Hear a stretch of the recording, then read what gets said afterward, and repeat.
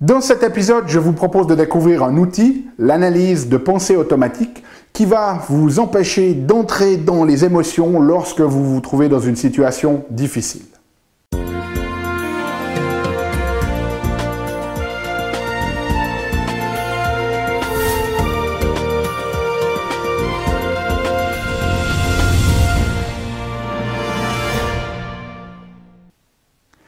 Parce que la vie est maître magique pour être petite et que nous avons tous besoin d'une prescription pour grandir en conscience et faire que nos rêves dévorent notre vie. Bonjour, je suis le Dr Yannick Pauly, bienvenue à un nouvel épisode d'une grande vie où chaque semaine je vous propose de découvrir des stratégies pratiques pour grandir en conscience, qu'elles soient d'ordre physique, émotionnel, psychologique ou spirituel, parce que c'est cette conscience qui est au cœur d'une vie pleinement vécue et de notre évolution en tant qu'être humain. Alors cette semaine, ce que j'avais envie de faire, c'est de partager avec vous un autre outil qui va nous permettre de mieux gérer les circonstances de la vie, notamment les circonstances difficiles. Et cet outil, eh bien, c'est un outil qui est utilisé fréquemment en psychologie, dans ce que l'on appelle les thérapies cognitivo-comportementales. Et il a pour but, en fait, cet outil de nous permettre de changer nos perceptions. Alors cet outil, il est assez simple. Ce que vous pouvez faire, c'est que vous pouvez prendre une feuille de papier et vous allez la diviser en 5 colonnes. Et dans la première colonne, vous allez mettre le mot « situation ». Dans la deuxième colonne, vous allez mettre le mot « émotion ». Dans la troisième colonne, vous allez mettre « pensée automatique ». Dans la quatrième colonne, vous allez mettre « réponse rationnelle ».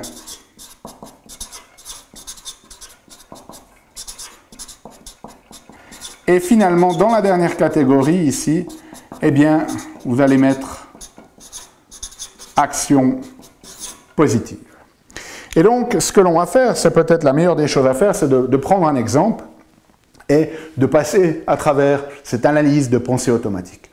Alors, imaginons que vous sortez du travail et qu'un de vos amis vous a promis de venir vous prendre au travail à 16 h et vous amener à 17 h un autre rendez-vous qui était très très important pour vous.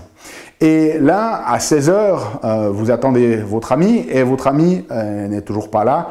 16h05, toujours pas d'amis. 16h10, toujours pas d'amis. Et là, eh bien, notre mental, lui, il va commencer à générer toute une sorte de pensée, toute une série d'émotions. Donc là, si on laisse faire en fait notre cerveau, eh bien, il risque de partir dans des dynamiques où ça va nous mettre en stress, ça va nous mettre potentiellement en colère, ça va nous faire entrer dans des émotions. Et ça, on sait que c'est fondamentalement pas nécessairement ce qu'il y a de plus constructif pour nous. Donc cet outil, l'analyse de pensée automatique, eh bien, elle va nous permettre de décortiquer cette situation. Donc la première des choses qu'on va faire, on va prendre la première colonne et puis on va noter la situation. Et dans ce cas-là, eh bien, c'est le retard de mon ami. Okay? Et à ce moment-là, eh bien, je vais commencer à analyser. OK, qu'est-ce que je ressens ici comme émotion? Alors, peut-être la première émotion, on va mettre peut-être que je suis en colère. Hein?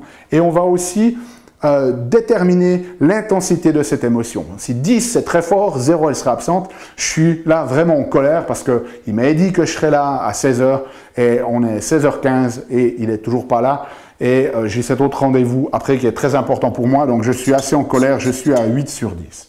Et puis peut-être que, qu'est-ce que je ressens d'autre? Je suis en colère, mais je suis aussi un petit peu anxieux ou stressé. Parce que je ne sais pas si je vais arriver à l'heure à mon autre rendez-vous. Et donc là, je suis stressé peut-être à 6 sur 10. Et puis, qu'est-ce qu'il y a d'autre? Est-ce qu'il y a d'autres émotions? Alors, je suis en colère, je suis stressé, je suis quand même aussi un peu triste, quoi.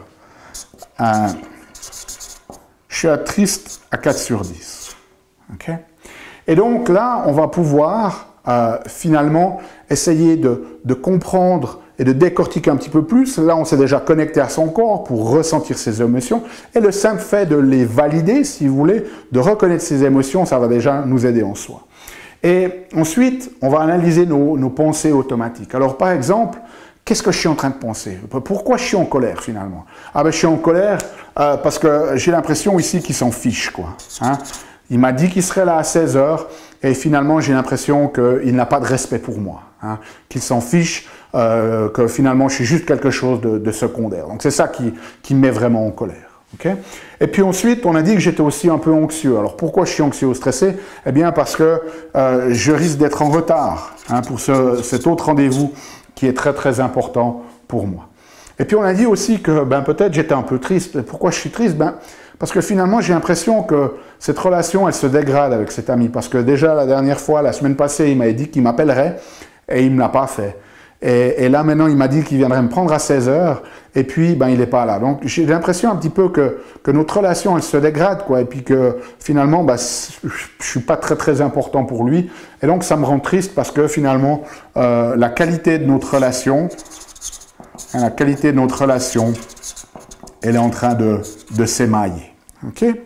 Et donc, ça, c'est ce qui se passe, c'est ma réaction. Ce sont mes émotions, ce sont les pensées automatiques que mon système nerveux génère.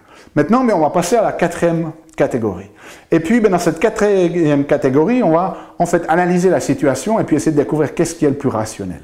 Et là-dedans, il y a toute une série de questions que vous pouvez vous poser. Vous pouvez par exemple dire, voilà, là, je suis en train de me dire qu'il s'en fiche, et puis en plus que notre relation est en train de s'émailler. Mais est-ce que mon hypothèse ici, est-ce que ce que mon cerveau est en train de dire automatiquement, est-ce que c'est vrai, est-ce que c'est pas vrai? Et vous pouvez commencer de juger un peu le pour et le contre, quoi, et de se dire, voilà, il est en retard, quel est vraiment, là, au-delà de mes émotions, au-delà de ce que mon cerveau ici est en train de générer, comme pensée automatique, si je prends un peu de la distance, quelle est finalement la réponse la plus rationnelle à la chose? Quelle est fondamentalement l'hypothèse la plus réelle? Est-ce qu'il s'en fiche?